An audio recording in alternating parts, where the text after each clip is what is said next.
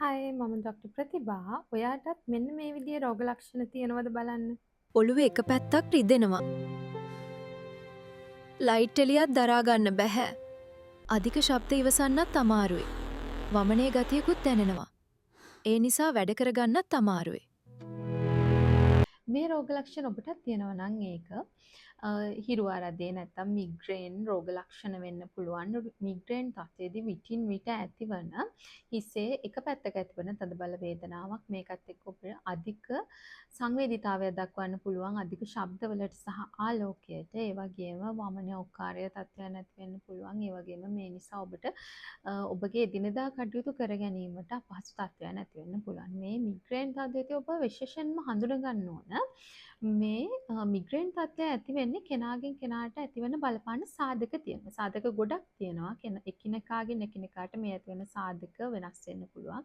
විශේෂයෙන්ම ඔබේ චාරිත්‍රාත්මක හේතු, විශේෂයෙන්ම නිින්ද අඩුවෙන් ලබා ගැනීම, මීල්ස්, ඒ කියන්නේ ආහාර වේල් නිසලස ලබා නොගැනීම, ඒ වගේ දේවල් නිසා මේක ට්‍රිගර් වෙන්න පුළුවන්. මානසික ගැටලු ආතති තත්ත්වයන් නිසා ඇති වෙන්න පුළුවන්. ඒ වගේම පාරිසරික තත්ත්වය, අධික උෂ්ණත්වයට නිරාවරණය වීම, අධික ශබ්දවලට නිරාවරණය වීම වගේ දේවල් නිසා, ඒ වගේම ඔබගේ ආහාර රටාව විශේෂයෙන්ම කැෆේන් වර්ග අධික ලෙස භාවිතා කිරීම, ඒ වගේම චොක්ලට්, චීස්, MSG අඩංගු ආහාර මේ වගේ දේවල් නිසා ඔබට මිග්‍රේන් තත්ත්වය ඇති වෙන්න පුළුවන්. ඒ කියන්නේ මේවා ට්‍රිගරින් ෆැක්ටර්ස් මිග්‍රේන් ඇති වෙන්න ඔබට බලපාන. ඔබට මිග්‍රේන් ඇති වෙන්න කලින් ඇහෙන් පොඩි එලි යනවා.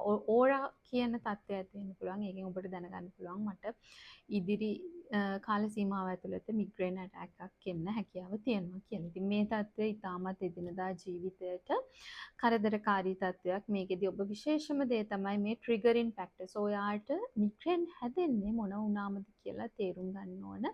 එහෙම තේරුම් අරගෙන විශේෂයෙන්ම මේ දේවල් වලින් වැළකෙන්න ඕන.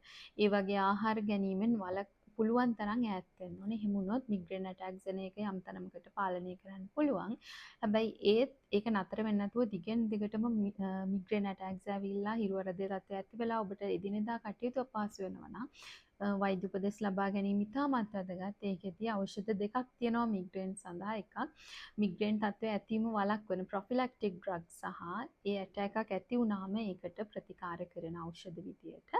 ඉතින් මේ විදියට ඔබට ඉතාමත් කරදරකාරී විදියට මිග්‍රේන් ඇටැක්ස් ළඟ ඇති වෙනවා නම් ඒක වළක්වන මිග්‍රේන් ඇටැක්ස් වළක්වන ප්‍රොෆිලැක්ටික් ඩ්‍රග්ස් ගන්න පුළුවන්. මේ හැම දෙයකටම ඔබ වෛද්‍ය උපදෙස් ලබා ගත යුතුමයි. ඒ නිසා මේ මිග්‍රේන් තත්ත්වය තියෙන ඔබ හඳුනගන්න. එය ඔබේ